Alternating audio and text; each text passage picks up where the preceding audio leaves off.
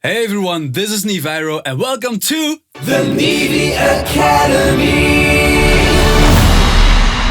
First of all, the tutorials I'm making are meant for you. You don't have to be a professional, you can just be a beginner. And I'm going to tell you the stuff the pros won't tell you. Today, I want to talk about loudness. And I have to say, it's bothering me for a really long time now. A lot of promos I receive from you guys or even the professionals are completely squashed and I have no idea why on earth you would do it, because the only thing you lose is quality. Nowadays, when you upload your track to either Spotify, Deezer, Tidal, YouTube, whatever, they're all getting normalized, so it doesn't matter if you're mastering loud or soft, it doesn't really matter, because all the tracks are getting normalized. And also when you're sending out your promo to a DJ, I mean, every DJ has on top of his mixer a gain knob to adjust the volume. He can just twist it a little bit further open and it's still there. And what will happen is that the transients are still alive. So the kick beats harder in your face, to say it really, really simplistic. I cannot stress this enough to don't push it. So let's walk through Little Astronaut and how I master it. This is not the original file. It's a really simple master I apply to it, but it all starts with a mix which is in balance. And I have some tutorials on that. I think it's also in the Audio Alone tutorial and in the Ghost tutorial on NCS Arcade. Anyway, let's walk through. We have this track. It's called Little Astronaut. You probably know it, perhaps also not. And this is the final mix, so this is before any kind of mastering has been applied.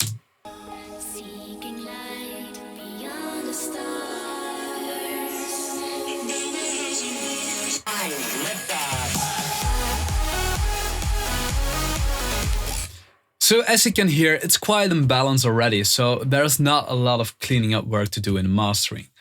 So what I do first is, actually, I don't have like a fixed chain, but our bass is always appearing there. And in this case, I pushed it a little bit too loud. Like I usually, depending on the track, push it between -15 and -8. So let's start with -8.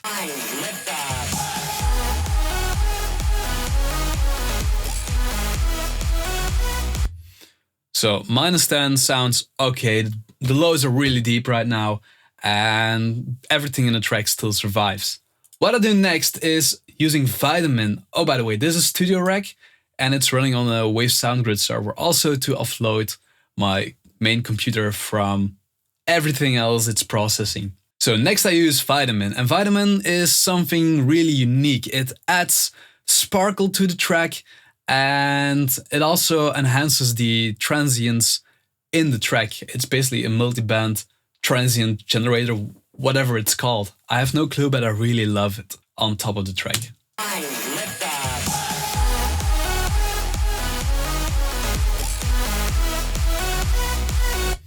Then, after the Vitamin, I go on to the Kramer tape.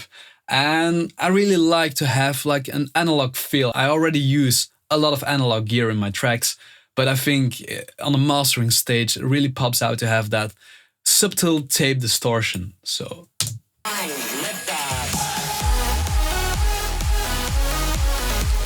Just also don't overdo it. And then to end up with the Waves plugins, I use the Q10 as an equalizer to do like the first EQing on the track.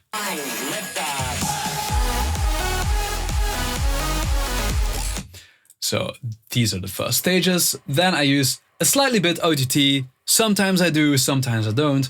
It really depends on the track. Then I use my hardware compressor. It's an Elysia Alpha, but it's used really gently in a mid-side mode. And also I'm using my Manly Massive Passive as an equalizer. Also that is used really gentle, like just to enhance the track a little bit further.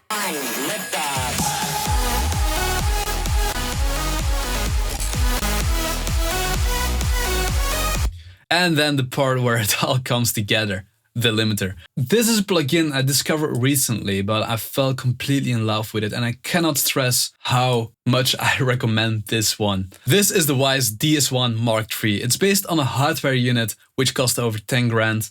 So I'm really glad I bought the plugin version, which is basically a one-on-one code, because the original hardware is also like a small computer. It's completely digitally, so you get exactly the same results. And basically all you need is this gain knob. And this one is just how far you can push your limiter. And you can see I'm pushing it really gently.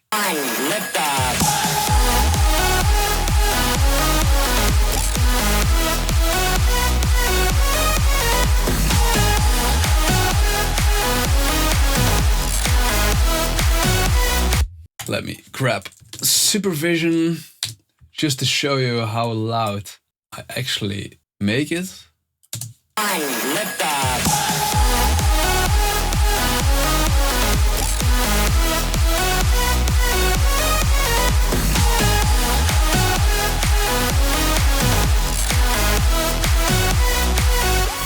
This is actually 3 decibels lower than most EDM masters I receive. And I cannot stress enough for you to do it as well, because a lot more of the track will survive and eventually it will sound better than completely squashing it. So guys, I hope you enjoyed this one and I hope to see you next time again. Ciao.